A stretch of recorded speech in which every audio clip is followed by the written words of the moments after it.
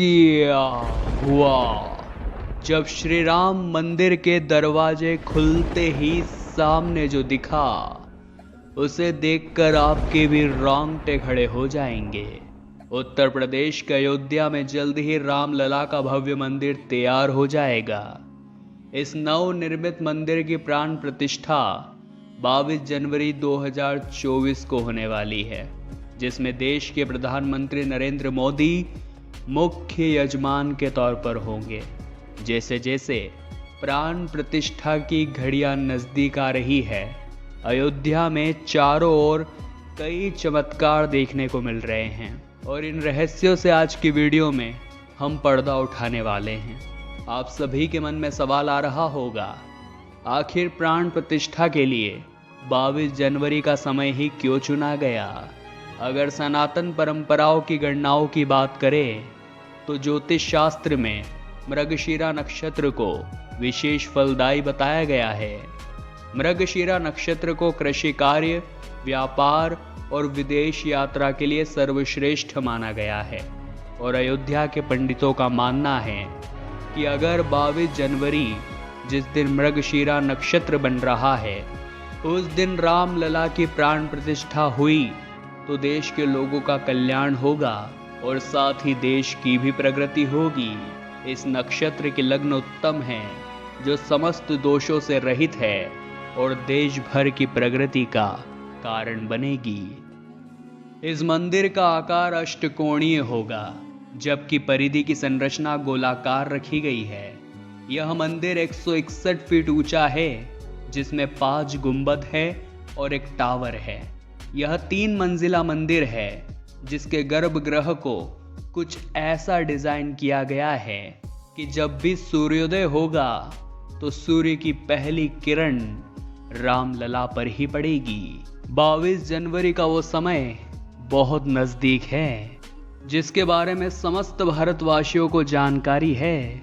लेकिन इसी बीच एक विषय काफी चर्चा में बना हुआ है, जिसे जानकर आपको भी हैरानी होगी, किंतु ये जानना आपके लिए बहुत जरूरी है कि मर्यादा पुरुषोत्तम श्री राम जन्मभूमि अयोध्या नगरी में अब इसे संयोग बोले या फिर कुछ और, भगवान श्री राम की जन्मभूमि पर अचानक बहुत सारे गिद्धों का झुंड आया है। लेकिन सभी के मन में एक ही सवाल है कि जो गिद्ध वहां पर दिखाई दे रहे हैं, उनकी प्रजाति काफी सालों पहले विलुप्त हो चुकी थी और अचानक ही प्राण प्रतिष्ठा से पहले ही ये गिद्धों का झुंड वहां पर कहां से आया? इस वक्त अयोध्या में बड़ी संख्या में पहुंच चुके हैं गिद्ध, जिन्हें सामान्य भाषा में जटायु भी कहा जाता है। और हम सभी जानते हैं कि जटायु का प्रभु श्री राम के साथ कितना गहरा संबंध है। बचपन में इन गिद्धों को बड़े बड़े झुंडों में खेतों में या जंगलों में घूमा देखा जाता था, किंतु आज के जमाने में ये प्रजातियां विलुप्त हो चुकी है। लेकिन अब फिर से एक बहुत बड़ा चमत्कार यहाँ देखने को मिला है। आध्यात्मिक नगरी अयोध्या में इन दिनों गिद्धों का झुंड देखा जा रहा है, जो कि एक काफी सकारात्मक संकेत है। ऐसा लगता है आध्यात्मिक नगरी अयोध्या में दिव्य शक्तियां भी अपना काम बराबर कर रही है। दोस्तों, आपको बता दें, भगवान श्री राम के अनन्य भक्त श्री गिद्धराज जटायु रहे हैं। गिद्ध जिनके पंख काफी विशाल होते हैं, उनकी सोच उतनी ही खतरनाक होती है। वैसे ही वे सड़े गले जीव जंतुओं का अपना आहार बनाते हैं और पर्यावरण की सुरक्षा करते हैं। उनकी आंखें बहुत दूर दूर तक देख सकती है। ये पर्यावरण के मित्र होते हैं, साथ ही साथ बहुत ताकतवर होते हैं। आज के जमाने में जहां सभी गिद्ध विलुप्त हो चुके हैं, वही प्राण प्रतिष्ठा से पहले अचानक से गिद्धों के झुंड का अयोध्या में आना, ये प्रभु श्री राम का बहुत बड़ा संकेत माना जा रहा है। कहते हैं, जब रावण भेष बदलकर माता सीता का हरण कर रहा था, उसी समय माता सीता की सहायता के लिए गिद्धराज जटायु वहां पहुंचे थे और उन्होंने रावण को रोकने का पूरा प्रयास किया था। रावण को एक समय तक जटायु ने मूर्छित भी कर दिया था, परंतु वो माता सीता को रावण के चंगुल से बचाने में असफल रहे, क्योंकि रावण ने जटायु पर वार कर दिया, जिस वजह से वो बुरी तरह से घायल होकर जमीन पर गिर गए। इसके बाद जब प्रभु श्री राम और लक्ष्मण जी माता सीता को ढूंढते ढूंढते आगे बढ़े, तब उन्हें जटायु मूर्छित अवस्था में मिले और फिर जटायु जी ने पूरी जानकारी प्रभु श्री राम को विस्तार से समझाई और जटायु ने प्रभु श्री राम की गोद में ही अपनी अंतिम सांसें ली। अब रामलला 22 जनवरी 2024 को गर्भगृह में विराजित होंगे और इसी स्वागत समारोह में गिद्ध भी सम्मिलित होकर अपनी सहभागिता सुनिश्चित कर रहे हैं। अयोध्या में प्रभु श्री राम का यह मंदिर 2024 जनवरी में आम श्रद्धालुओं के लिए खोल दिया जाएगा। मंदिर का निर्माण कार्य जल्द ही संपन्न भी हो जाएगा, लेकिन आपको जानकर हैरानी होगी, अयोध्या के श्री राम मंदिर निर्माण के लिए केवल देश से ही 3500 करोड़ रुपयों का सहयोग मिला है। और ये सहयोग कहीं और से नहीं, बल्कि हम जैसे आम नागरिकों की ओर से मिला है। इनमें से कई लोग तो ऐसे हैं जिन्होंने मात्र 10-10 रुपए का योगदान दिया है, लेकिन वो कहते हैं ना, बूंद बूंद से ही सागर बनता है। तो मंदिर के लिए भी कुछ ऐसा ही चमत्कार हुआ है। जैसे जैसे 22 जनवरी 2024 नजदीक आता जा रहा है, अयोध्या में भव्य आयोजन के लिए उत्साह भी बढ़ता नजर आ रहा है।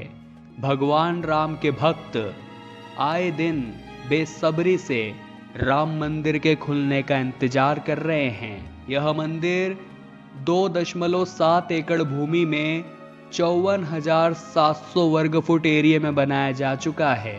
इसका नेतृत्व श्री राम जन्मभूमि तीर्थ क्षेत्र ट्रस्ट की मंदिर समिति द्वारा किया जा रहा है।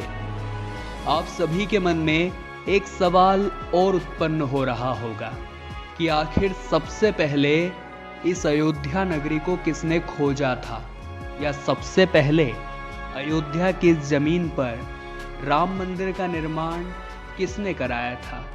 धार्मिक दृष्टि से एक कथा प्रचलित है, जिसे जानकर आपके भी रोंगटे खड़े हो जाएंगे। अयोध्या के महाराज विक्रमादित्य तब एक समय पर नगर भ्रमण कर रहे थे, तब अचानक ही वो संयोगवश सरयू नदी के किनारे पहुंच गए। तब वहां पर उनके साथ कई चमत्कार हुए। वो भूमि उन्हें चमत्कारिक लग रही थी।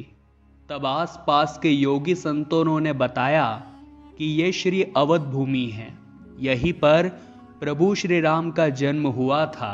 जिसके बाद विक्रमादित्य महाराज ने इस भूमि को प्रणाम किया, इसकी महत्ता को स्वीकारा और यहाँ पर उन्होंने रामलला का मंदिर, सरोवर और कुएं इत्यादि बनवाए।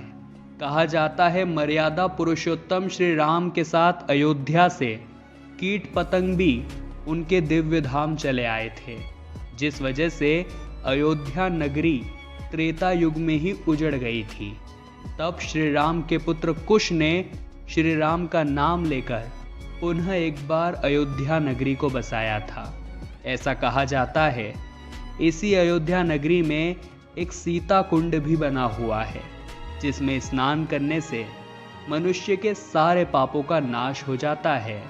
जो इंसान अयोध्या में स्नान, जप, तप, हवन, दान, दर्शन, ध्यान करता है, वह सभी पुण्यों का भागीदार होता है। जिस रामलला के मंदिर को विक्रमादित्य ने बनवाया था, आगे चलकर बाबर ने उसी मंदिर को तोड़ा और उसी के अवशेषों से राम मंदिर का निर्माण कराया, जिसके बाद कई सालों तक यहाँ पर हिंदू लोगों की आवाजाही नहीं हुई और ये पूरा इलाका मुसलमानों के कब्जे में रहा। लेकिन कहते हैं ना दोस्तों, सत्य को कितना भी दबाया जाए, वो एक दिन सबके सामने आ ही जाता है। और हम धन्यवाद करते हैं उन कोठारी बंधुओं का, जिन्होंने कार सेवा में महत्वपूर्ण भूमिका निभाई। बाबरी मस्जिद का ढांचा गिराने में जिन्होंने अपना भरपूर योगदान दिया और राम मंदिर निर्माण के लिए अपने प्राण भी न्यौछावर कर दिए। राम मंदिर की ये लड़ाई दशकों पुरानी है, जहां कई हिंदुओं ने अपने प्राणों का हंसते खेलते बलिदान कर दिया। और आज 22 जनवरी 2024 को जिस राम मंदिर की प्राण प्रतिष्ठा होने वाली है, इन बलिदानियों की सबसे बड़ी निशानी है। आप हमें नीचे कमेंट बॉक्स में बताइए, मस्जिद और मंदिर विवाद को लेकर आप क्या विचार रखते हैं। मथुरा जन्मभूमि और साथ ही साथ काशी विश्वनाथ मंदिर पर जो मस्जिद का निर्माण हुआ है, क्या वो भी हिंदुओं के पक्ष में आनी चाहिए? आप नीचे कमेंट बॉक्स में अपनी प्रतिक्रिया जरूर दीजिएगा। और अगर ये वीडियो आपको पसंद आई है तो आप लाइक करें, साथ ही हमारे इस चैनल को सब्सक्राइब भी कर ले, ताकि आपको हमेशा ही ऐसी सत्य चमत्कारिक घटनाएं देखने को मिलती रहे। अभी के लिए दोस्तों आप सभी दर्शकों को हर हर महादेव।